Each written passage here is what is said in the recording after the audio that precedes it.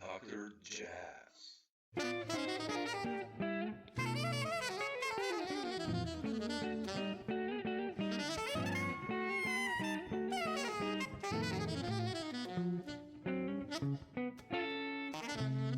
Where are you? Are you on the East Coast or West Coast, actually?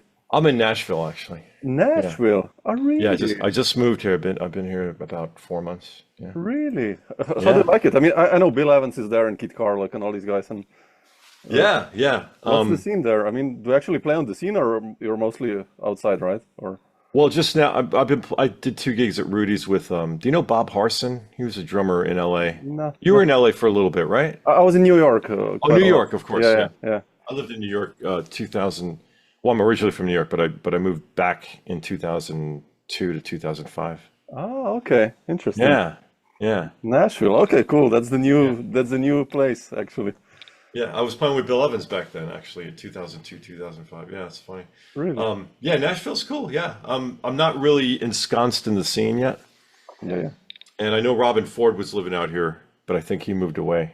But yeah, I have some friends out. It's really cool. Yeah, I'm It's digging it not so only a far. country scene anymore, right? And bluegrass, it's like really, it's become No, like, it's like everything, man. yeah, And right? Yeah, yeah. Interesting. Yeah.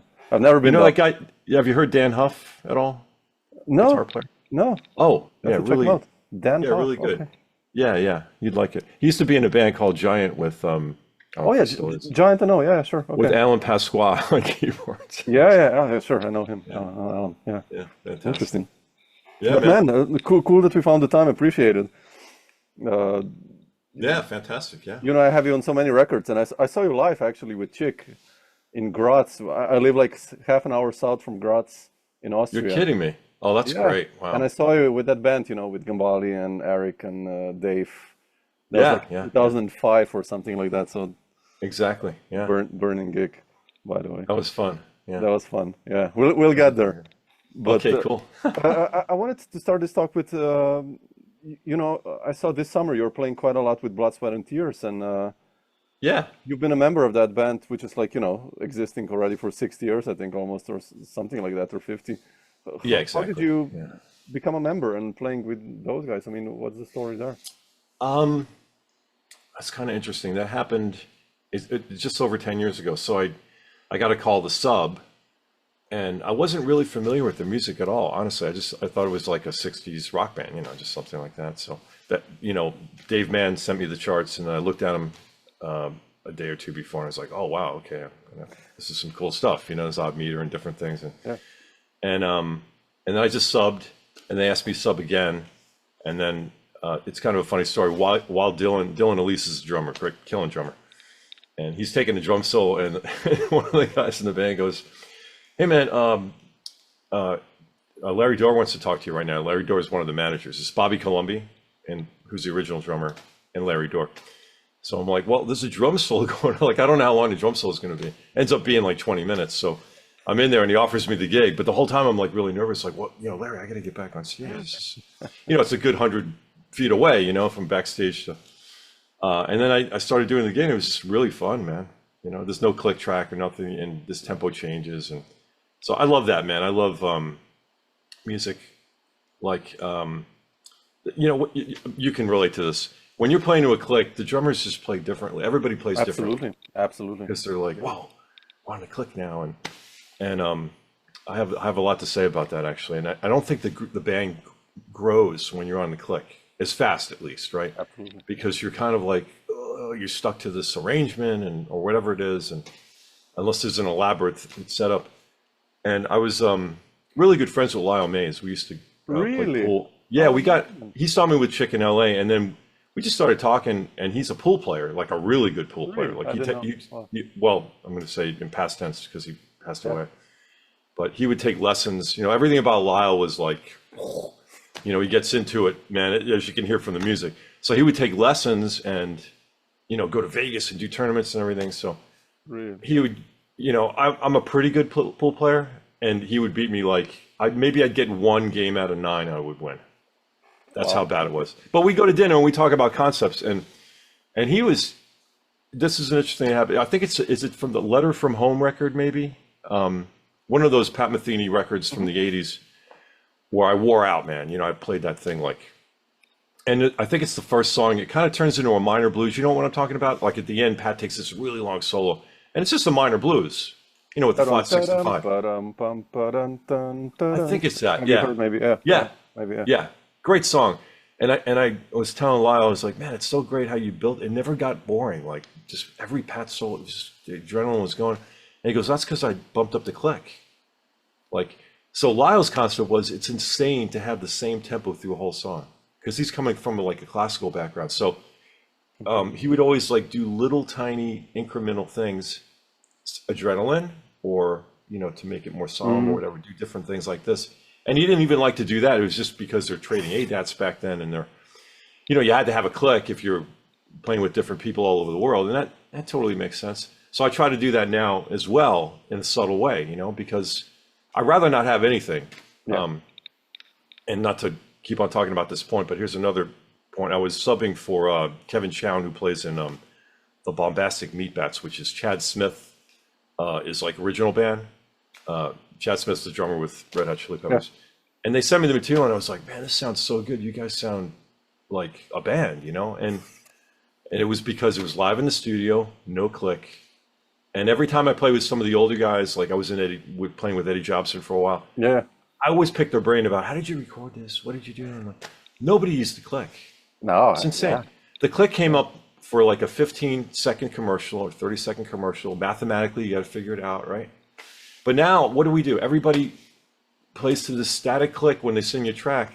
Yeah. And I think that's, you're not getting the full, if you're writing a song, you're composing a song, why are you negating that aspect of music, which is so important? Yeah. Yeah. Yeah. So but that's the problem is that you know, so many projects are nowadays done like by file sharing, and, you know, obviously then you need a click. Well, the bands, like you said in the past, you know, I mean, they recorded live, like, and that's why for me, like, you know, I have so many friends and some guitar students who love this new prog rock, you know, from, I don't know if you know these bands, Tesseract and like quite big bands, right? And they all use the same presets on the computer, like the same drum kind of sounds, you know, because it's all click drums and everything sounds perfect. But it's just so sterile. It's no, you know, I hear one song and I'm like, shit, man, that's too boring. That's like, it's really good, it's perfect, but it's so boring. Yeah. There's no, you know. Yeah, you got to have, I think it's, I don't know.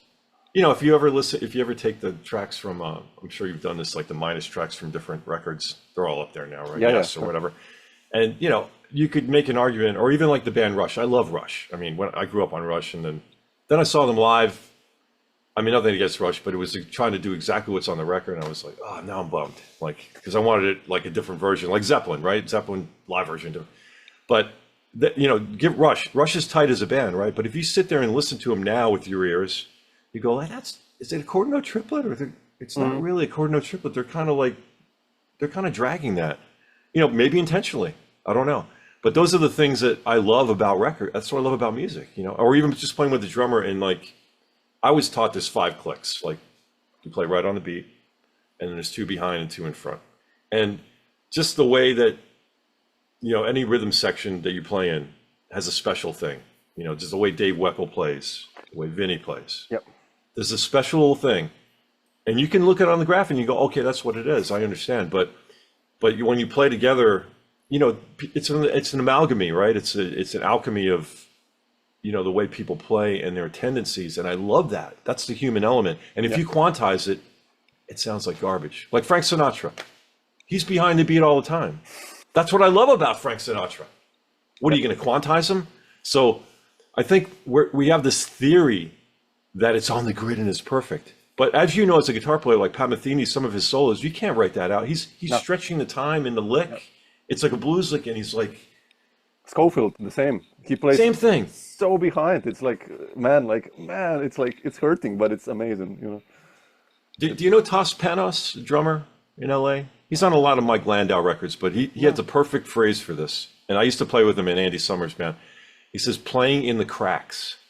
Isn't that beautiful? It's like, because you're playing, you know, it's not, it could be a quintuplet, but it's not really, you're just stretching the time. Or like when Vinny does like on the snare drum wall, it's a total groove, and you hear like, you know, it adds tension, right? Tension release. That's what music is, whether it's rhythmic or harmony, right? Harmony.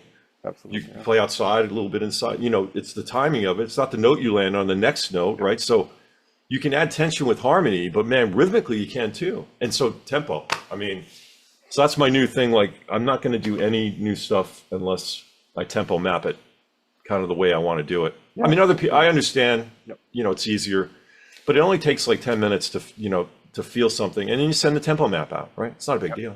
And if they don't understand tempo map, if you're dealing with somebody that's, you know, not everybody's savvy electronically, or let's say in Logic or whatever, you know, you can make a click for them, and it's gonna be fine. We're talking subtle things, and then but blood, sweat, and tears, man. There's some major ones. We changed tempo, like it's like like 10 clicks down now, and oh wow, okay, yeah. And then when you're not playing to a click though, when you're a band, you know, the drummer sets it up or I set it up, and that's the beauty of music, man. That's really what I love, you know? Yeah. Like I love writing in the box, and you're making your inventions in a way, right? You're building an invention. You know that. But when you get a couple guys in the band together, and you play together in a room, and not to name drop, so Vinny's a friend of mine, and he came out to Nashville to do a session like 3 weeks ago, and we went to dinner. How is he? Is he okay? Yeah, he's great. He's definitely getting better. Yeah. Yeah. Okay. Yeah. He's still playing. I mean, insane. Oh yeah, he did the session. Yeah, totally. Yeah. He's Amazing. he had a little bit of a neck surgery thing, but yeah, he said the same thing, and we talked for, man, we hung out with our friend Derek for like 8 hours, I think, and one of the concepts was, you know, when you put people, we were talking about AI. Okay, everyone's talking about AI. Is it going to destroy music? You know, what we do, man. You, me, you, Sam, everybody. It's so complicated what we do. We're instantaneous composition, right? Melodies over a given set of chord changes, right? That was Dave Liebman's. He went to University of Miami, and someone said, "What's the definition of jazz?" And he was like, "This guy's so funny." He goes, "Okay, making up your own melody over a given set of chord changes." I thought that was just brilliant, right?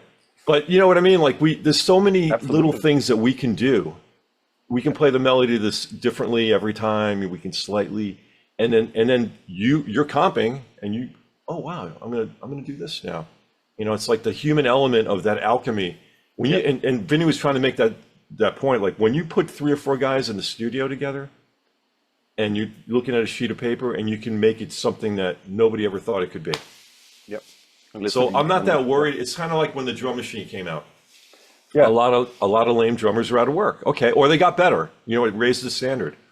You know, you don't hear drummers going, "I have perfect time." You used to hear that. I'm old enough to remember that. And I'd always laugh like, man, nobody has, time's just a concept. It's not even you'll never have perfect time, because time is an illusion, right? I mean, time is, what is time? What are you talking about, right? But it did get a lot of people like, okay, you know, you have to kind of at least be able to play in time, or you have to make a click feel good, right? That's what I always heard when it first came out. Like, you got to make the click's got to swing, 2 and 4, and it's got to be like slamming, man. You know what I mean? Yeah. So I think what do you think about the AI thing? I'm just kind of curious. The Austrian viewpoint. I'm in Slovenia. You guys know about time, man. I'm in Slovenia, but okay. Oh, Slovenia, but you know, all of Europe, you know, Switzerland, you guys make timepieces, so you know. I don't know, man. Us Italians, I'm not sure, but you know, go ahead. I think people will lose, like people who make commercials and shit like that. I know friends of mine, they will lose jobs, right? Because like if you're, let's say, a PR guy in a soft drinks company, I mean, I'm not gonna call you and pay you whatever amount of money, or me, or you know, they would just go to chat or whatever these apps are. I checked the other day, this what is that one, Suno or something. Suno, yeah. That's insane. You know, he's recreating, obviously it's nothing new, but for people like that, I think that's, you know, it's they get it for free basically. So, and but musicians, us, if you want to do creative music, we'll still do creative music and play gigs, and that cannot be recreated. You know, he can just do something that exists already to a certain extent again. So Well, something of value is of value because it's rare, right? Yeah, exactly. So what we do, it's taken years and years to be able to like communicate. Like if me and you were in a room right now, I could start playing and you would know where one is. You wouldn't have to ask me. You know, you'd know Yeah, well enough now. And you would hear like, oh, he's kind of playing on. You would hear the chords and you go like, oh, he's playing solo or whatever, you know, like or whatever. You know, it doesn't even have to be a tune. We would just start creating something. It'd be beautiful, right? And that is going to be probably worth more, which is kind of nice, you know. But I think there's a negative side too, like you said, like out here in Nashville, there's a lot of songwriters. Yeah. And to get their demo done, it's kind of expensive for them. You know, it'll be like anywhere from $800 to $1,200 to get one recording of a 3-minute song, you know, between the engineer and everything else, right? So for them, I think it's a great thing because they can throw more darts on the board instead of having like 20 songs ready, right? For free or whatever it is, $10 a month, they can get 100 things done. And that's going to be more creative for them. I think they're going to write more songs. I think that's cool. That aspect I really like because, you know, I don't know about you. I didn't get into this business to do 7-Up commercials. You know what I mean? Yeah, no, I've never done a commercial to be honest in my life, you know, but then you know, and unfortunately I have. So yeah, of course. Yeah. But I mean, you know, you do it, you got to make money, and it's not like I'm complaining. It's still anything's fun. You make it fun, but you know, you don't study this much. Like we put more time into our instrument and theory and composition than a doctor studies, man. Honestly, and we don't get paid a dime for it. You know, practicing hours a day or working on something, and the musician's the most what's the word I'm looking for? We put ourselves down more ourselves, not other musicians. Like, you know, did I play good? Did it suck? You know, you do a gig and it's like people coming up to you, oh, that was great. They always say that when you think you played horrible. And then when you think you played well, no one says a fucking word, right? Exactly. My French, sorry. No. But it's so fun, man. I mean, the whole thing. Like, I'm kind of looking for. It's an interesting time to be alive, man. It really is. You can look at it negatively, insane, and you have to balance it. I totally get it. Like if I was a songwriter, I'd get that Suno country songwriter. Man, no brainer. Like you could write more songs. They're not going to sound great. We got that, and we understand that. But you get your deal, and then, or you're selling the song, and then you can have real musicians do it because we make shit sound better. That's our job. Absolutely, yeah. I mean, you know, no one's gonna replace you or Vinny or Simon Phillips or, you know, you go see these guys or you guys, you know, it's like, because that's who you want to see, you know. Like you mentioned Vinny. I mean, I'm probably one of the biggest fans of Vinny. You know, it's like I listen to a tune sometimes just because he's playing drums, even if it's like it's like, you know, damn, where did this come from? Or like, oh, he did something, some alien shit or whatever. And like, AI cannot do that, you know, and so it takes the generic version of things and the mundane, like almost like plugins. Like when the first plugins came in, like SVT plugin, I play and I go, man, this is all the stuff I hate about the SVT they put in there. Like I can't even get rid of that nasally tone. I'm like, oh, that's not what I want, you know. But it's a conversation, right? It's like you get a bunch of guys in a room. That's the part that I think is never going to go. That's the human element. It's not about quantizing. We know that already. Like you can get a bunch of samples and quantize them, and they don't sound good. They don't sound good. You know, you can MIDI it perfectly because it's a theory. It's a theory, just like notes. Every note works. You know that. You're a jazz player, man. But we spend most time trying to make the notes that don't work now. Like a major 7 on a minor chord. The most beautiful sound ever, right? Theoretically, it's not supposed to work. It's not in the chord, whatever, you know what I mean? But not in the chord just means more tension. Doesn't mean it doesn't work. You have to have tension and release. Absolutely. I mean, think about food. Like a little bit of jalapeno pepper in that thing or whatever it is, right? Okay, it's not the whole jalapeno. You're not laying on the jalapeno. Like, but without that little bit of tension, walking bass, perfect example. Oh, man. What are we doing? We're trying to put this beautiful flow, and we're adding tension, but just for a split second, and that makes this beautiful tapestry of sound, right?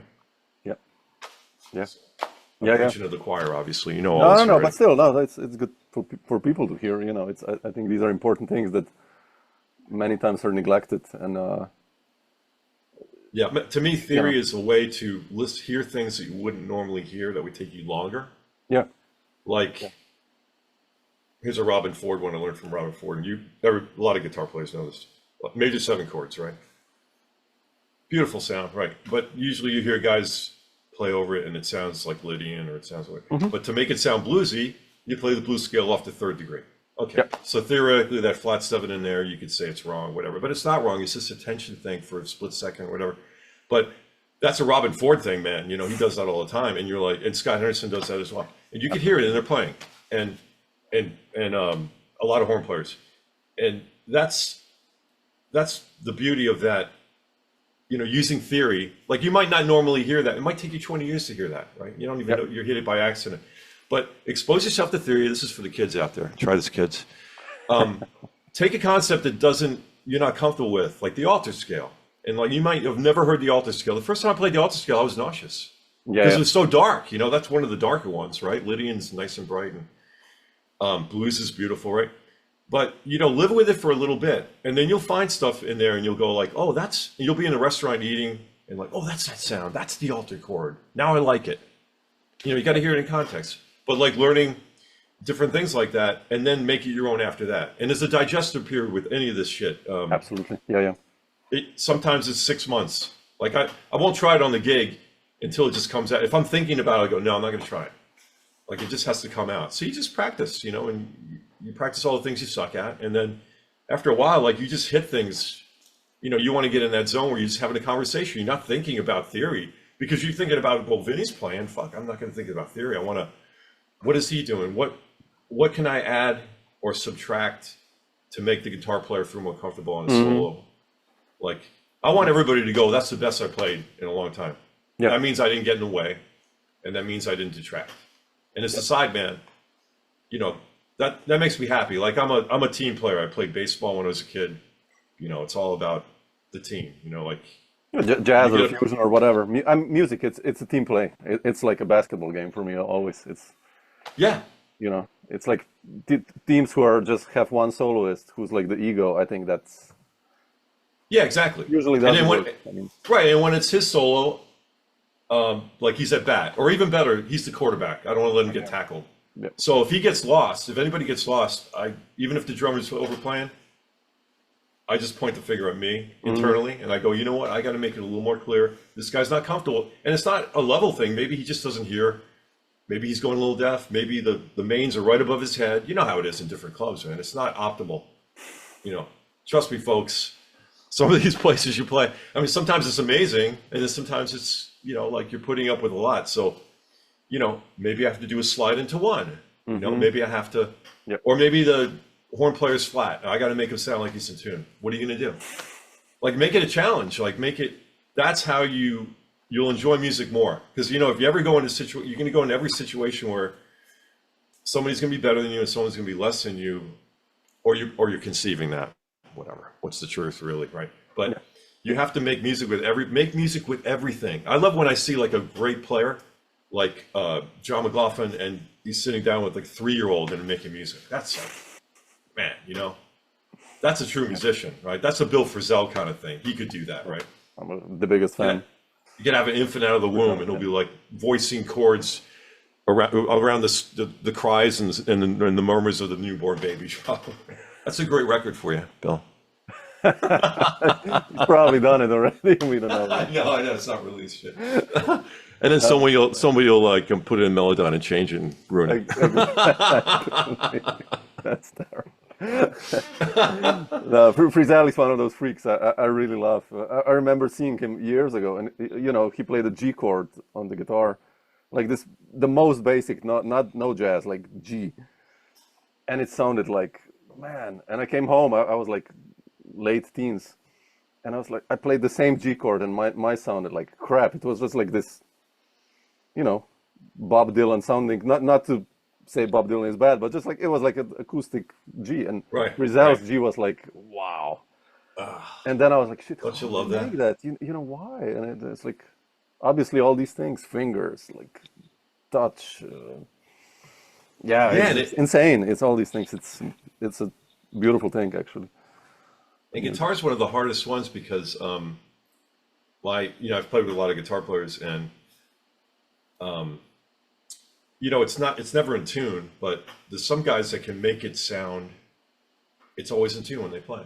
I can't figure out how they do it. And some guys you can hear like, that's just part of his thing, and that's okay. But like Scott Henderson, it just sounds in tune. Or Brett Garsted in Australia. Yeah, also, yeah. Just Alan Holdsworth, of course, but like they just pick up the instrument and they know exactly how much vibrato. I guess it's like micro adjustments. Like, I play a lot of fretless. It's micro adjustments. Like you hear the note in the context you're hearing it, and you just make that minor adjustment with a little bit of vibrato, maybe. Yep. But on the guitar, if it's sharp, you have to. I don't know how you guys do it. Yeah. It's all the fingers. It is. Yeah. It's fingers. I remember I was a student for some time of Schofield in New York, and he played like on his $30 crappy acoustic guitar, and he sounded the same as on his gig guitar. Like we played, I don't know, Stella by Starlight or something, or blues, and I was like, shit, man, that's. When you're young, you think like, oh shit, I need like a 3,000 euro Ibanez and this effects. And then I realized that you just have to practice. It's all the fingers. He sounded the same, man, like the same sound. It was just, yeah.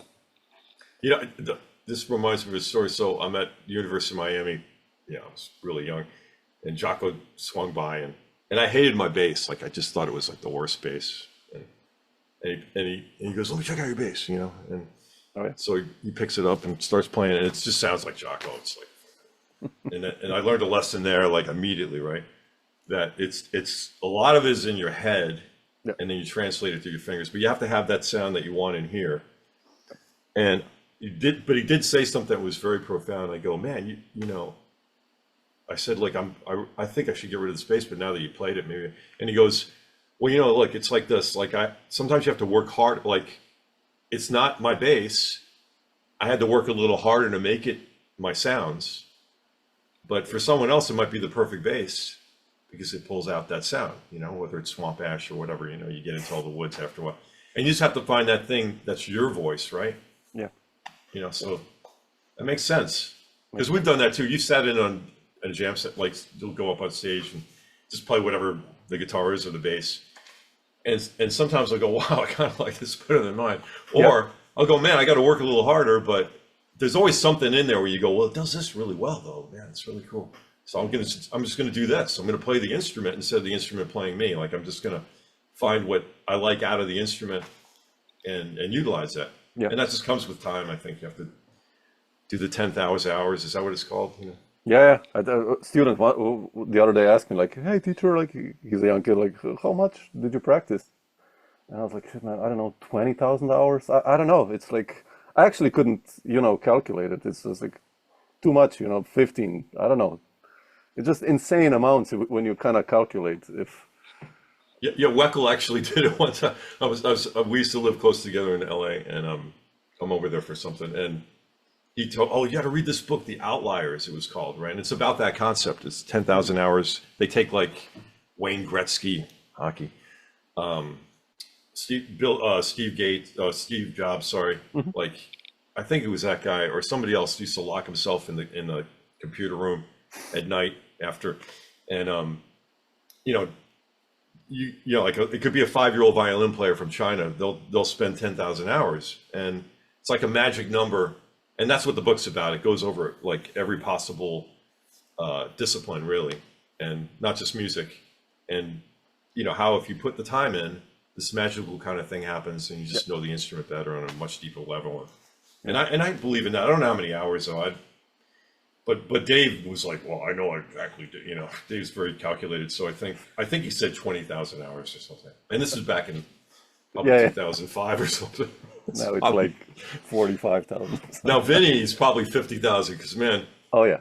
Even when we went to dinner the other night, he's like, "Should I bring my sticks?" I'm like, "Dude, leave them in the car." It's just going to a steakhouse. Like, I mean, you can bring your sticks if you want, but he always has them in his bag. It's like, it's pretty cool. Yeah, but that's what it takes, man. You got to dedication. But he enjoys it, and I like practicing. It's not like I hate it. Yeah. you sit down, what do you suck at? And let's see if we can get through this. And within an hour or two, you can fix some things that, you know. Absolutely. But I'm about that 1% better every day thing and just compounding interest. So I think, you know, just like I don't have a regime really. I'll start with some things and I'll go, oh, I just have a new scale pattern. Let me write that down. And I'll just go to something else. And I try to have fun with it all the time. But I don't spend a lot of time doing what I sound good at. I try to Oh, sure. Absolutely. Yeah, go absolutely. right to something that's, I warm up a little bit and then, and my thing has always been like take a tune and then go through 12 keys. You Yeah, know, and spend a week or two. absolutely. There's no rush, you know. And that's fun on the bandstand because I'll call giant steps like 1, 2, in C. And then sax players are like, Oh, what shit. do you mean in C? Like, Oh, that's hernia. Yeah. Come on, man. It's only 4 keys of the damn thing. It's not even true, actually. Yeah. I love it. I love it. But for it's definitely, I don't know if it must be harder for saxophone, probably. Yeah. I mean, it's not about sliding up or down the neck. You have to know, but it's, you know, when you know the tune, it's not that hard. I mean, Yeah. no. Yeah. If you just take things slow, you can learn anything. But yeah, that's important. 12 keys. I mean, yeah. That's, yeah. People don't do that anymore, I think. Or like many of the students now that I have, they're like too No, lazy. they think it's useless, in a but it's sense. really, It's really useful. Yeah. yeah. One of my first improv teachers, his name was Vince Maggio. He was a piano, jazz department piano head at University of Miami. And I took some, you know, improv with him. And then after college, I studied with him a little bit too, because I thought he was like amazing. And his thing for getting ready for anything was like, oh, I'm just going to practice blues and rhythm changes in all 12 keys. Yeah. Like that was, I remember asking him that, like I think he did his doctorate recital and I go, how did you prepare for it? And he goes, I just did blues. And like, he wouldn't necessarily want to practice the stuff he was going to play. He'd practice the heads, but he didn't want it to be he wanted the solos to be solos and not, you know, worked out by repetition. So he was very into improvisation. We're not going to play the same licks. He used to kick my ass, man, because he would make me, he'd call off a tune, all the things you are, 1, 2, you know, but he would be like, just use your G string or just use your D string. Oh, yeah. I do that a lot. Yeah. And that gets you out of your licks like immediately, right? Because now you have to be like creative. And you can see Matheny went through the same shit. You know, we went to the same school, but he went, I don't know, he's probably 10 years older than me or something like that. But, you know, that's the way Vince taught. Like it was about, we're gonna like, you're comfortable in that little thing you're doing now. We're gonna like, I'm gonna make you feel like shit today, basically. That's what he used to do. But Yeah. like great, in a loving way. No, but it's He so was important. He was Bill Evans' roommate in New York City. Bill Oh, Evans, the piano wow. player. Oh, man. And they were both piano players, so you can imagine. That's, yeah. I love that shit though, man. You're getting like second generation, because you know Bill Evans influenced him. And you're getting, like I played with Chick, he played with Miles. Like I love that. Like it's just a couple degrees. So when I would always be like listening, like anything they have to say, man. Yeah. Conceptually, that's even more important, you know, than anything else. And so Yeah. I've been really lucky to, you know, to be able to be in that environment of just picking people's brains, and I'm always very inquisitive about that. And But that's why I'm doing these talks, actually. You know, I just, you know, I love to play, but it's like for me, jazz is like, you know, I would love to hear interviews, you know, by Bill Evans, like an extensive 1.5 hour interview, like we're doing now or whatever, you know, with those musicians, like, but they don't exist. Some do, but you know, because different period of time. Yeah, we're in a different period. yeah, You know? just to listen to these guys talk or you guys talk, you know, it's like, man, okay, that's cool. And you learn and you think about it. And sometimes after the interview, I go pick my guitar and I'm like, shit, yeah, I should work on that. Or, you know, it's, Yeah, isn't it great? I mean, it's we need fantastic. more of this, because it's, Absolutely. you know, the legends are, you know, they're getting older, and you should yeah, yeah, listen to what they have to say, because it's handoffs. It's like great. And that period of time was such, man, you know, yeah, like they were doing sessions, like my friend Don Randy, who's you know, in the 1960s, he's the most recorded piano player, like on the books, on the union books of anyone. No one's ever going to break that record, because there would be 3 sessions a day, so 3 hour sessions a day, different studios sometimes, and there would like every single day, That's insane. because there wasn't, there was no MIDI, there was no drum machine, there was no samples, there was no, so people had to do demos, you had to do everything, you had to do records, there was TV, movie, everything, and that was kind of the AI. There was no AI back then, because really AI is when, as soon as you had a drum machine or you had, that really was the infancy of AI. If you want to think of it that way, right? Yeah, absolutely. Yeah, absolutely. Rick, I wanted to ask you one thing. I checked the records I have you on today, and I have you like on 20 records probably. And some go way back, like, Donati's Just Add Water, and then Frank Gambale stuff, Dave Weckl and all that. How did you start playing with those guys entering the scene? I mean, you finished at Miami, and then, you come into this world of these crazy LA dudes. I mean, like, how did you start playing with these guys? And, playing with Virgil, let's say, and Vinny and Simon, like all these crazy... Sure, yeah. I think you played with the world's best drummers, like probably top 10, 5 are there. I've been lucky there. Yeah. I've always I've always thought of myself as just a drummer playing notes, like thinking of it more like that.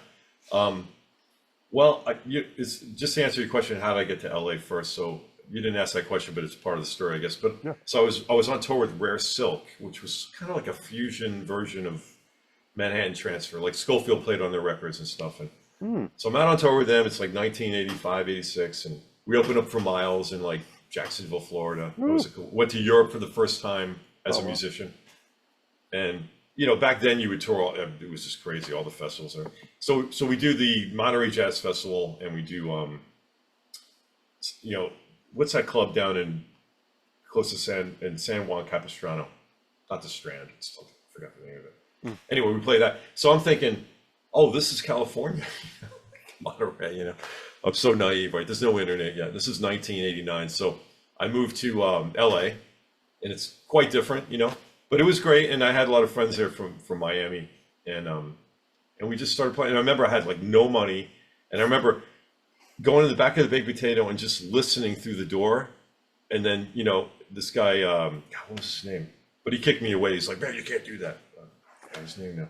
He was a character over there, and so that's what kind of started. And then luckily I got the house gig at the Baked Potato. So Don Randy, it used to be.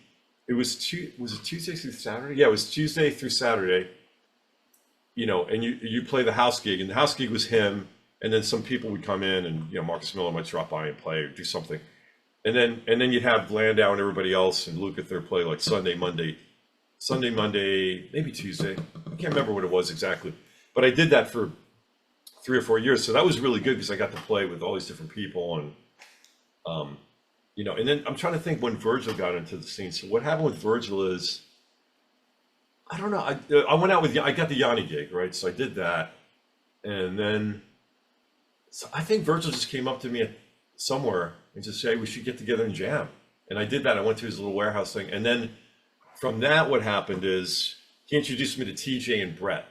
Okay. And then I played with TJ Brett in their band with Virgil on drums, and then Virgil was doing Planet X. Oh, this is kind of an interesting, funny story, actually. So it's the first Planet X record. Brett's on the gig. Brett's the guitar player. Brett Garson's like one of my favorites. He's fantastic. Yeah, he's amazing. Yeah. You know why? Because it's all fucking hard too, man. Like everything he does, and his slide playing is really great. Yeah. And in tune, it's beautiful stuff. So I get a phone call from Virgil. He goes, "This guy Derek's going to call you. And it's for a session, but it's just to play these difficult sections on the record, nothing else." So I'm like, okay, cool. So he calls me, and Derek's very flamboyant. I love Derek, and he's my buddy, but he's very rock starish. He's like, well, Rick, we have this epic thing that we're doing, and you're going to get paid more per note than you ever have been paid. It's only 200 notes, but you're going to get paid more per note than ever before, because being a jazz player, you probably get paid less per note. Ha ha, like it's pretty funny, So I go, okay, cool. I'll check it out. I'll be there. Like it's like in an hour, I got to be there, right? So I get there, and it's like this ridiculous thing I got to play, and I forgot what tune it's on. I can't remember what it was, but they didn't have a chart, and I'm like, oh, guys, come on, like I need a little help here. So, do you have MIDI? And they go, yeah, we have MIDI. All right, let me see the MIDI. And I think it was somehow they printed it out, so it was like, okay, I have the MIDI. Go make some coffee. Come back in 10 minutes, and let's give it a shot. So that's what happened. So I'm a pretty good reader, so I was like, it was at the limit. It was like, wow, man, you guys don't understand the bass, but because Chick would always write stuff, but it would always be like, I can play it. Play it. But out of respect to the instrument, he kind of knew, like, and he wrote some hard shit, man. That To the Stars record is what I went on tour with. Yeah. And he said, this is the hardest stuff I've written. I haven't, and it was hard. Everybody had it was at the limit. Like Gambale has amazing chops, and he was just, Yeah. But that Planet X thing, so I just punched in, and who's the bass player on that? Tony Franklin, and he did a great job. It's just he probably didn't have time. You know how things are, and it was like, so I'm focusing on only the hard parts, and then I would go to each. There was like 4 or 5 things. There's more than 200 notes, and then I did that. And so then when they went live, it was like, I don't think anybody wanted to do it because it was too fucking hard. So of course they asked me if I could do it, and I was like, yeah, that sounds like fun, because I was really tight with Brett at that point. Me so you played live then with Planet X, actually? Yeah, I did the first tour, the first couple tours. Yeah, it was really cool. We Canada and everything. We're on a big Prevost bus, and because Derek's used to, like, he's out with Alice Cooper and shit. Like, they treated him like a king, which is great. So he did that for us. It was really nice, and made friends with him. And then I think the next tour was, I think Brett left, and it was Tony McAlpine. Yeah, exactly. And Tony's, God, man, what a full, like, you can sit down at a piano and play Chopin, just like I think he's a piano player first. Yeah. And then he learned. Yeah. Oh, just not to sidetrack, but really good lesson from him. And I'm going to tell you this is interesting, and you know this. You can mention anybody in your past, and you can go, man, that's the biggest lesson I learned right there. Bang. And his big lesson was, I remember he's on the tour bus, talking about dedication, because I never practiced on the tour bus. I'm like, I think it's going to fly through the air or something. Just practicing like major, not even major 7 arpeggios, major arpeggios. Root, third, fifth, root, third, fifth, going up the neck, just major. No seventh, which is actually harder to do. And I was, God, man, you should practice that really slow, bro. Like, what are you doing? And he goes, oh, man, speed comes naturally. Like, I'm training my neurons, like I'm going really slow. And he had chops, like more chops than a butcher shop, like great chops. So that's a lesson there. So anyway, that's how I learned that's how I met Virgil. And then that add water thing, that was just a jam. Yeah. Like literally it was just like, hey, you want to come down, and Scott's down there, are you available to jam? I'm like, yeah, okay, cool. And the only thing I remember is do you want to be in the drum? TJ said, you want to be in the drum, or do you want to be in the control room with Scott and me? I was like, yeah, my thing's always like, man, I want to be front line with the drummer. Like if the drummer has click, I want to click. The drummer doesn't have click, I don't want, that's just the way it is. And Virgil's loud though, man. And I was in the room, and like they had headphones, and this is before in-ears, and I was like, I can't really hear myself. So I was probably playing too hard, but we got through that. Now that was just a jam. We didn't know. And then all of a sudden I get a phone call. Hey man, we mixed this thing, and like we're gonna put it out, and I'm gonna send you some money. And I was like, okay, if Scott's cool with that, I'm cool with it. When I didn't even get a chance to hear it. And then the mix was so good. Like TJ's such a great engineer, man. Yeah. Like he taught me so much about mixing. I really owe everything to him, because it's just so logical, his concept of it. And we can get into that, but that could take a while. But you should have him on your show, man. Yeah, I love all these guys, man. I still have. There's so many guys to talk to still, and it's just. Man, I would love to see the TJ thing too. Brett will attest to that. I don't know if you've had Brett on the show yet. No, not yet. It's so hard to get context of so many of these guys. It's just like, like I usually do it like like someone who played with someone, blah blah blah, and then like okay, and then they usually see like, oh shit, you've talked to, I don't know. I did an interview with Gambale, so then it's easier to talk with Dave Weckl, I guess, or you know what I mean? Right, yeah. That's how I started. Because there's they're great. Much. I saw the Ron Carter, and I saw the Scott Henderson one, and I'm going to see some more. Scott was amazing, man. It's like, because I learned so much from just. What a dude! It's like you just said a minute ago, just hearing someone else's take. Yeah. Yeah. you know, and then it kind of pushes you in this area or that area. That's what's great about being a musician, man. You can just Yeah. Yeah. it's just endless to creativity. And I heard someone the other day go, "Well, the AI is going to take that out," and I'm like, "No, it's not. It's going to take the mundane stuff out Yeah. that Yeah. I'm not even interested in, honestly. You know, but Yeah. as a tool, you know, it's just used as a tool. That's cool. It's like, you know, we use Logical, Cubase or whatever we use. It made life way easier, right? For recording. So Yep. 40 years ago they didn't have that. So yeah, I mean, it didn't take over. We're still playing, I guess. So Yeah, and if it makes live gigs, they're going to pay you more because it's rare. I'm all up for that. So, yeah, especially jazz gigs that pay more. I think the rate in Slovenia is the same the last 25 years. Like the other day, a friend of mine called me like, "Hey, you want to do this restaurant gig?" I was like, I don't play these anymore, but how much it pays?" And it was the same fee as like 20 years ago. I was like, man, that's insane. You know, like the price of butter went up like 4 times, like, and that gig is still the same. It's like, okay, shit. What about inflation? And you know, or anyway. Oh, to finish the genealogy, so then that's how I met Virgil, and then from that we went to Australia, and I met Phil Tercio, who's like a great, Yeah. like Phil's probably Looking forward to talk to him. the most musical guy I know. I mean, like talk about writing tunes. You just put him on the piano, and it's a tune. Yep. Just him meandering is like, just put the recording on, we'll transcribe it later. It's like so I have great. the record Hemispheres. With Yeah. you, actually. So that's how I got. right? Yeah.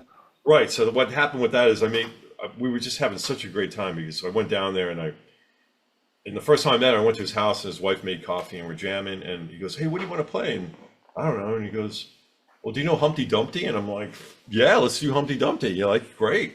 And nobody ever wants to play that. And we played and just had a great time. And then we said, "Well, let's do a record together." So that's how the Hemispheres happened. And then what happened with Hemispheres is I was just trying to get someone to help us money-wise to get a recorder or a label to go for it, right? So I'm putting it out there. Everybody hates it. That's where you learned a lesson right there. Like, if everybody hates it, it must be good. You know? Yeah. Because I had faith. Like, the demos were really good. I could send you the demos, and I thought, how could they not like this? Like, I got some really weird emails from King Records in Japan, all these places.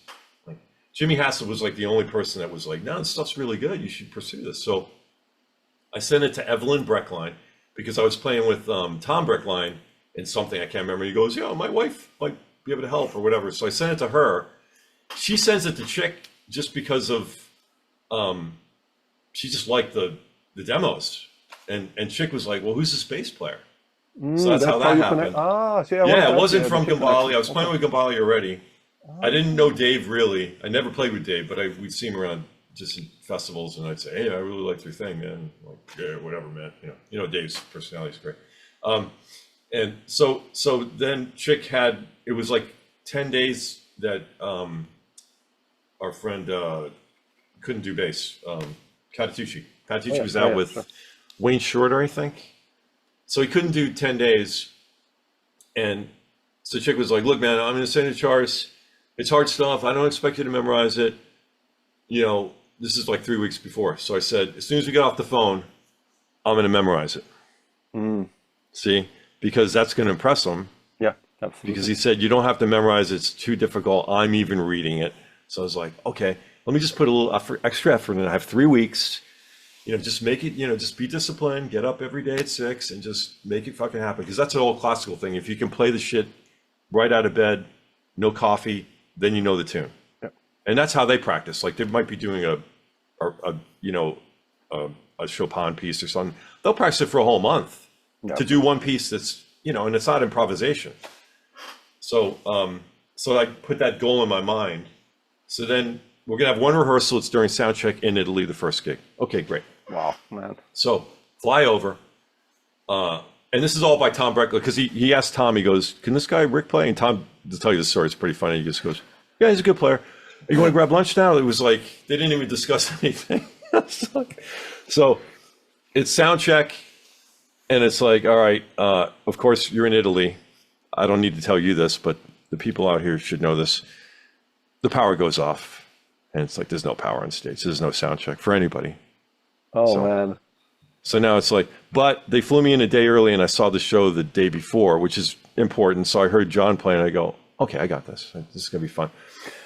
So, so we did the gig. Everything was fine. I knew the material really well. I thought I was really good, and Dave was really happy. Everybody was really happy, and then it ended up Patitucci couldn't. I think he wanted to do more with Wayne, so I ended up doing it for 3 years, or like just under 3 years. So, preparation, man. Absolutely, yeah. Know the book and tunes and yeah. Yeah, I think it was it Thomas Lincoln? No, it was Abraham Lincoln that said this, not Thomas Jefferson. It was I will prepare and my chance will come. Yeah. And I've always seen, it's always funny, man, the way I've practiced, like if I practice my reading a lot, for some reason, some really intense reading thing comes up, or, because that's really, I'll tell you, almost everything that's happened to me, it's been like last minute. Like when I played with Gambale, it was like the night before, can you do this gig? The regular bass player can't do it. You got to be able to read. All right, I can do it, and I just showed up and did it, like no prep or anything. And I'm thinking, that's how a lot of things happen. Yeah. You got to find kind of, and even with the way the Yanni thing ended, it was like he discovered Pro Tools, and it was like half the band's not in the PA. This is not what I want to do, man. I'm going to have a bad attitude. And I just moved to New York, and my fiance wife at the time, like before she was my wife, was, are you sure you're turning this tour down? You don't have anything else going on. And I was like, yeah, but I know what's going to happen. I'm going to have a bad attitude. Like, let me just starve a little. I'll be here. I have a little money to support myself for whatever, a little bit, right? So it'll make me work harder, and something else is going to happen. 6 months later, I got the Chick Corea gig. I wouldn't have had the gig. There's no way I would have been on a tour. I wouldn't be able to do it. You know what I mean? It just would have been this whole thing. But anyway, from that, so then the Hemispheres record was born from that. And then we did that record. Nobody helped us. It was like, oh my God, everybody hates this. Then it got nominated for a Grammy. So I was like, well, we were right. Yeah. Yeah. Like, and Joel was so great about that, because we were all like starving for money, and I was going to pay Joel to play on it. He played on it. He's like, man, I don't want your money. I just want to be part of the thing. And he's a great drummer. Oh man. Whew. Another roommate is somebody famous, Dave Weckl. They were roommates in college. Really? I know. Isn't that interesting? Yeah, all these guys, it's all connected. I mean, this scene, yeah, obviously. Yeah. Can I just tell you one little stupid funny story that please. I don't know if Rosenblatt will tell you this. He'll tell you the story. He does it better than me, but so they're both in college together, and he's like, hey Dave, I'm gonna go play Frisbee with these girls and guys. Like, we're gonna have a great time. We're gonna play Frisbee. And Dave's like, I'm gonna stay here and practice because I take music seriously. Like, So Dave's practicing, and Joel's out there, and Joel tells me the story. He's like, I'm playing Frisbees, beautiful girls, beautiful day. I just can't enjoy myself because Dave's practicing, and I feel guilty that I'm out here having fun playing Frisbee because I'm supposed to be practicing. So that was, it's good to have such a roommate, man. Yeah, man, they had each other, man, because Joel's a great musician. I mean, he's one of my favorite drummers. I saw some excerpts you played with Mitch Foreman. You Mitch, and oh, cool. Yeah. Trio. I think you did. Like, it sounds amazing, man. Like, yeah, Joel's, he's great. Yeah. Fantastic, yeah. I don't know if you had a chance to play with him in New York, but he was... No. Okay, no. In the future. Hopefully, yeah. I mean, I haven't been to New York after COVID, so it's kind of... Before that, if he comes to Europe, when he comes to yeah, Europe. absolutely, yeah. You'll find guys love to play, man, when they're out they have a day off or something. They love to go jam. Yeah. It's nice. I mean, yeah, I always invite people here, we live like in a wine region, like in the vineyard. So I'm like, we have a guest room and everything. So it's like, if you have a day off, come. So, I'm going to definitely contact you. I love duets too, man. If you ever want to do, I love, absolutely. That's a whole art, right? Like Ron Carter, Ron Carter and Jim Hall, that? Jim Hall. Alone Together. Ooh. That was one of the first. That was an epiphanal record for me to hear in college. Beautiful. Yeah, so beautiful. Many records out there. Duos. I love that. Yeah, but I wanted to go back to Chick, and I wanted to ask you. Your Gambale told me, like, when he started in the '80s in the in the electric band, that there were all these young cats like Patitucci, Wackel. They were all like 11 or 12 years old or something like that. And, but Oh, they looked it. Yeah. yeah, like, but how was it for you? Like Gambale said, like you know, Chick never played the same, and he was always pushing everyone. And what was your experience like playing with him? I mean, obviously you have a different function in a band like Gambale, who's soloing a lot after Chick, but still, like, what was your experience? Oh, well, you know, he wanted it different every time. I have a lot of stories actually, but I'm trying to like find the ones that are the best for this interview. But yeah, one of the first things he said is, man, you know, after we were playing for about 6 months, he was like, man, I'm really happy. I want this to be the best rhythm section. You know, like he was into the whole conversation of the rhythm section. So I was up for that too. So I had no monitor, and I'd plant myself right by his piano. So I'm hearing the acoustic piano, and I'd have my bass rig right at my head so I wouldn't overplay because I didn't want it to bleed into the piano. And I had Dave on my left, and I think Eric had a monitor. I was the only person, and you know, Chick had a monitor for his synths. So we kept the volume kind of low on stage, which I kind of like because you know, I play off the acoustic piano. That's the way I thought, even though it was an electric band. Believe me, we didn't play that loud. And yeah, he just wanted it different every night. He was cool with that. I remember asking him one time, it's a little lesson here. I go, you know, this section on it was some kind of modal thing that was going on, and I couldn't, like, it wasn't one mode, it was something else. I just wanted to hear if he was, what the concept was. Like, was it, I think it was like, is it Lydian flat 6 you're doing there? Or is it, you know what I mean? Like, it was something in there, a little extra that was exotic to me. And I just said, hey, is that how you think of it? And he goes, hey man, you know, if you're asking that, maybe I got the wrong person, you know? So, oh, okay, never ask about harmony. Got it, check that off. Oh shit! You know, this is early on, and I was like, oh, okay, he just wants me to, he knows what it is, but he wants me to find something to think of it differently, right? Don't think of it the same way I'm thinking it. It's none of your business the way I'm thinking of the harmony. Interesting. I want because what you do might be different. Like, you know, like here's a perfect example. Let me give you a harmonic example that would work. Okay, D over C. D triad over C. 9 out of 10 people are going to say Lydian. 9 out of 10, or maybe Lydian dominant, whatever, right? Because you get a 9, a sharp 11, and 13, right? Okay. C diminished works. So right there, you have a darker sound instead of the brighter sound. So that's kind of what he's thinking. Like, because then you're pigeonholing yourself thinking the way that I'm thinking. And I might not even want to think that way. I mean, I might change it up, you know? So it was very like anything could happen. I kind of like that. It was in a realm of something, but, you know, it was really good, man. And it was a really good feeling. It's just like, you can do whatever you want. Like, he never told me what to do. And he never said that sucked last night, or anything. It was always like very positive, and it was all about communication. It's like very. That's beautiful. Yeah. So but the big lesson I learned from him to this day is not a harmonic or rhythmic or anything like that, even though his time is fucking ridiculous. But what I learned from him is he said, keep your eyes open. And I was taught when the eyes close, the ears open. I don't know where I learned that from. Somebody told me that I respected back in the day. So maybe at the university. But his take was like, no, you're getting more information if you open your eyes. Like, you can see if someone's uncomfortable or not uncomfortable. Yeah. And it's so true. So now I always keep my eyes open, and I'm watching everybody and just watching for like body language. I'm just trying to pick up anything I can pick up, you know, especially when someone's soloing. I'm like, I'm only looking at them out of respect. And also, you know, it kind of helps the audience look at them so they know what's going on. But I'm not really interested in the audience, really. And it's not a, you can't second guess the audience. Like, you can't be playing for the audience, because then you're going to play differently if there's some kid in the front row with his drumsticks. Like, you're going to start while, you know, Keith Jarrett's in the back row and now he left. You know what I mean? Like, you have to play like to the best ability. It doesn't care. So to me, I don't think you should think about who's in the audience. Not out of disrespect, but out of respect. Like, you're going to serve up the best possible thing, right? Yeah.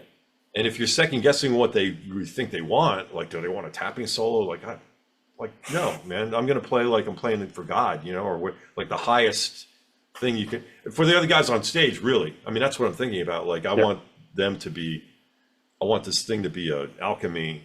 And if you start thinking about what people want in the audience, then you're not an artist, then you're an entertainer.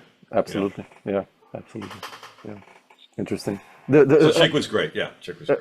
I wanted to ask you about before already. Did you ever play with Holdsworth? Because you're kind of in the same group just of all these hovering around. people. Oh, okay. No, I was out on a Planet X tour. My friend Joel Taylor was playing with Alan Holdsworth, and he goes, "Hey, man, you know, can you make this weekend? Because Gary Willis can't do it, and like Alan wants to play with you, and you know, we've hung out and all that." And it's like, man, I want to do it, but I'm with Planet X right now. I can't call it a sub, you know, like I can't but tell Alan, like, man, you know. And then he asked me one other time, and I don't know who I was out with. I might have been with Frank or something, and I was just like, man, you know, if we just planned this ahead of time, you know, it would be a little bit better. But no, I always wanted to. We hung out a couple of times and had some epic hangs, and you know, just he was so humble and very interesting, self-deprecating to a fault, you know. Too much, yeah. What I've heard, yeah. Yeah, but I mean, the body of work is. I mean, that's really that changed the course of it. When I first, I want to hear you on this too. So the very first time I heard Holdsworth was on. This is a genealogy, right? Like you can relate to this. Like you listen to someone, like I listened to, Yes, and then I listened to Bill Bruford, and then from Bill Bruford I was like, wow, who's this Alan Holdsworth guy? And then from Alan Holdsworth I heard Tony Williams, you know, and I kind of got into jazz later on, like. You know, and then Tony Williams, I got into Miles, and I'm like, well, who's this Bill Evans guy, and who's John Coltrane, and so that's how things. But when I heard Holdsworth, like the first time, I think it was a UK record, because I didn't start playing until I was 14, like I was 1977, so I'm like a late starter, and I was like, well, is that synthesized? I didn't know. It was so remarkably different than anything I'd ever heard that I was like not even sure. Like my friend Fred Giles, a guitar player, turned me on to him, and I was like, that's guitar? That's incredible. And then he played that acoustic thing, you know, on side B there.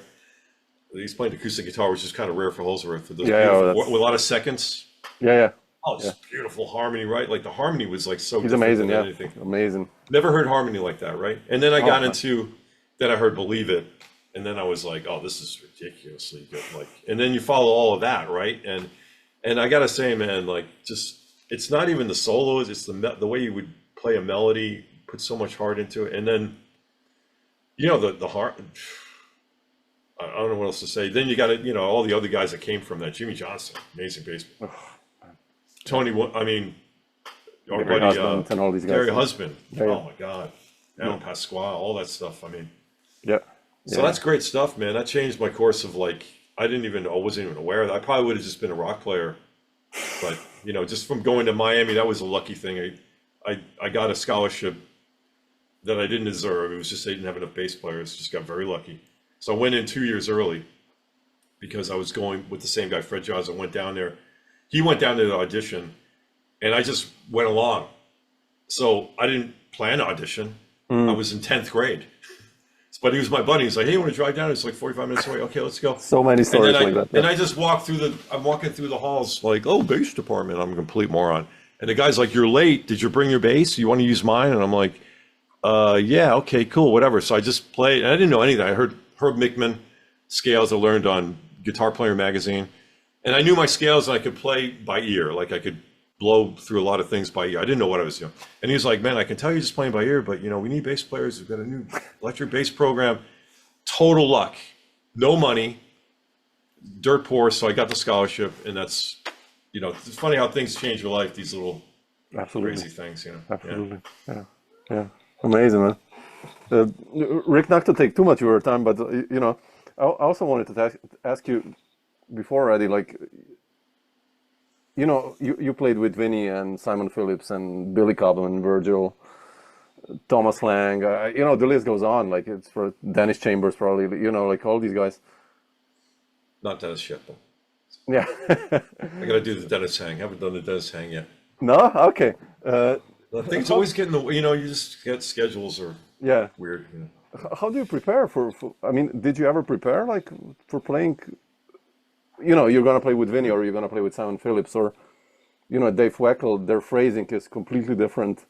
Their time, like you said, you know, someone is playing more ahead, someone more behind. Like, do you have that in mind before you go to a session or to a tour, or you just jump in and you kind of? I think I always kind of, I knew it's hard to say in some of those situations because Dave's I knew his playing just from listening to it, Yeah. right, for years. All those first solo records of his are just classics, right? And with Michelle Camilo and was Steve Kahn? Did he do Steve Kahn records too? I'm not sure. Maybe, yeah, actually, yeah. Yeah. Yeah. Or that was the guy that did the David Letterman show. Marvin's, no, not Smitty. Smitty Smith's a great player. Oh, he's amazing. Great swear. Anyway, yeah. So as far as like that, no, I think if it's someone I don't know that well, I'll check them out. Like before I started playing with Thomas, and Thomas is great, and Yeah. I just found some drum solos on YouTube and I just played along with them, and just to see like, oh, okay, The feel, oh, that's yeah. cool. Just to get the feeling like you're playing with them. Yeah. So that can work, you know. You have to do Yeah. a little investigation, you know, but you don't want to go too much because you want to react. Because then you're not listening. Like some of the best, I don't need to tell you this, like Kind of Blue record, right? Like they didn't prepare. That's why Miles wrote very simple tunes. We're just going to go in. Let's sight read it for the first time. I want the pure essence of jazz because we already know how we play together. You know, Gary Husband's got a great story on that. Oh my God. Have you interviewed Gary Husband? I did. Amazing talking Oh, with I you. got it. Sorry, I'm going to have to watch that one. I love that one, man. But I'll just give you one Gary Husband. It's funny, you're interviewing me, I'm giving you Gary Husband. No, please. But I love this story because I will remember this forever. Like, so Alan Hoseworth goes, I looked at, you know, let's jam. And I'm looking for a new drummer. So he goes, he meets Alan Hoseworth, and it's just him and Alan.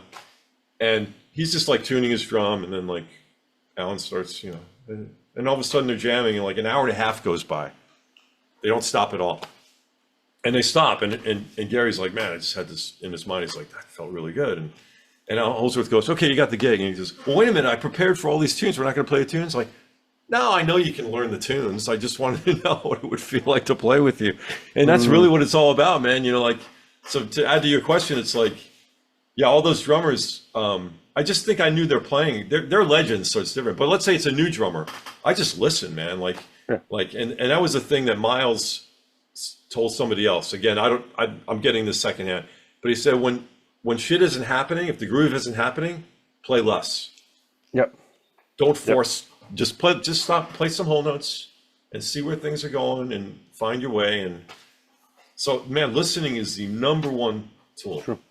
You should practice that. Oh, absolutely. Yeah. That's the first thing to practice before you even play a note. You know, like, Yeah. What does it need, man? Yeah. So true. Yeah. One question, you said you know you were born kind of to be a sideman. Did you ever think about making like band leading stuff? And did you ever lead bands? Not real. I mean, hemispheres, but Yeah, that's kind of, yeah. But even that, I don't like. I don't know. I don't like to put my name on. Like, I'd rather it be like I was integral. Like Brett could tell you that. Like, you know, even on his records, like we're, you know, say co-producer or whatever. But I mean, I just I'll push things in areas and I write a lot of stuff, but I like to. I don't think. I mean, I'm not planning on to do a Ric Fierabracci solo. Okay. I'd rather it be a band thing because I'm more interested in that. You know, even on Hemispheres, I only took like 2 bass solos because I didn't want it to be about. I wanted it to be about the writing because Phil was writing some amazing shit. I think he wrote 5 tunes. I wrote 6 tunes, but you know, it was supposed to be like a group effort. You know, and let's write some really cool things. Yeah. Yeah. You know, so that's a good question though. No, I just you know I always like this. I sometimes talk to people, you know, they haven't done a solo record for 20 years, and then they're like, shit, man, you know, I didn't. And then actually, then I know it's like Gil Goldstein, I think, you know, the piano player. He actually then did like a record 2 years after the interview. I was like, man, okay, that's. He was really almost upset after the end, like, man, shit, why did I not? And he did it, but yeah, interesting. What's in the schedule for you for this year and next year? Like coming to Europe also, or what are some of I the don't think I projects? have anything.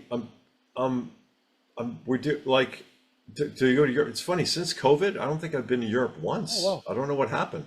I've been to Japan twice, Canada a million times.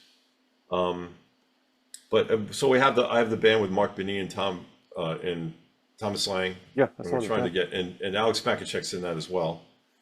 Another Austrian, right?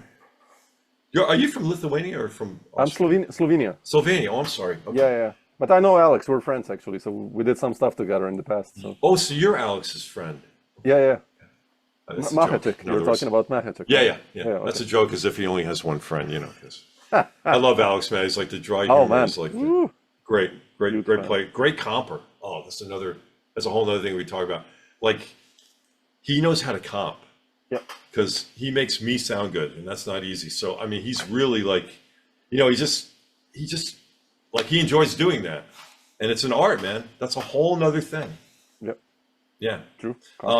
So what's coming up? I have that. I'm going to LA, I think next month to play with Simon for some benefit. I think we're backing Todd Rudgren and Jim Peterick, I think, and Mark Benny is doing that as well.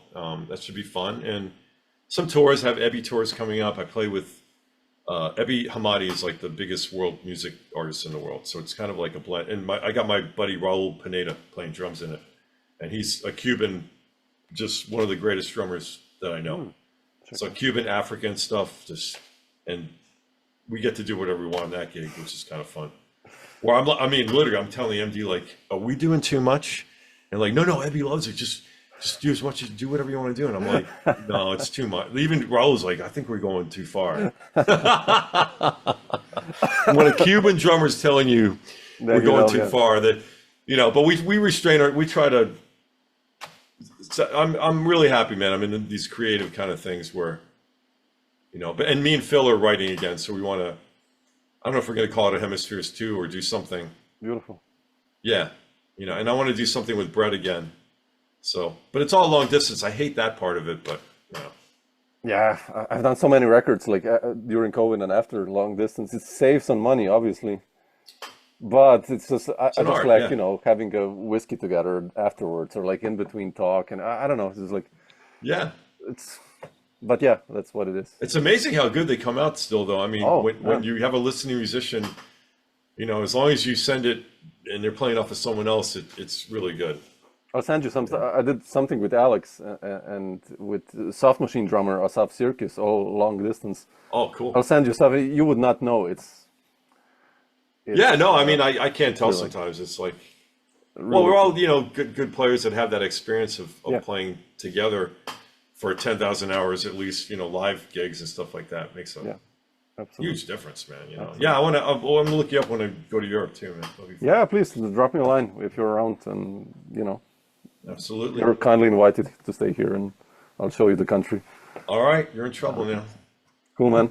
Rick, I'll ask you for some emails later if you don't mind, if some are Yes. available. If not, just say no, okay? No, of course. Yeah. No worries. Let's get you up with some of these other guys because Yeah. I'd love to hear what they have to say too, and I'll they'd send love to you do some. it. I'll send you. Yeah, definitely Brad and whatever anybody. Yeah, I'll send it if some are available or some are not. No worries. Just Yeah, no. awesome. Sir, thank you so much. I'm so happy with it. Yeah, it was a pleasure. Thank you, man. I haven't done an interview in like 15 years, I think. I just Really? stopped. Oh man, it was beautiful. Well, what attracted me to this is that you're a musician. Yeah, it's easier. I mean, Yeah, many and guys so- say that, so sometimes we dug into it too much, almost like for a normal listener, but we didn't sidetrack too No, much. this is great because you don't normally get this. You get like what kind of bass strings you use. I mean, like it's Oh, I just hate those nicer. questions. Yeah, Like so some. this is like we're talking harmony and rhythm and all this other. Yeah, I cool prefer things. that. I Yeah. prefer that. Yeah. Man, pleasure meeting you virtually, You too. man. And yeah, I feel like I too. know you already, man. We're gonna have to definitely share an adult beverage and do some playing. Yes, absolutely. Drop me a All right. line if you're going to be around. Our I plan will. I'm definitely gonna do that. would be nice. It's been a pleasure, man. Thank You you. too. Thanks, Rick. All right. Okay.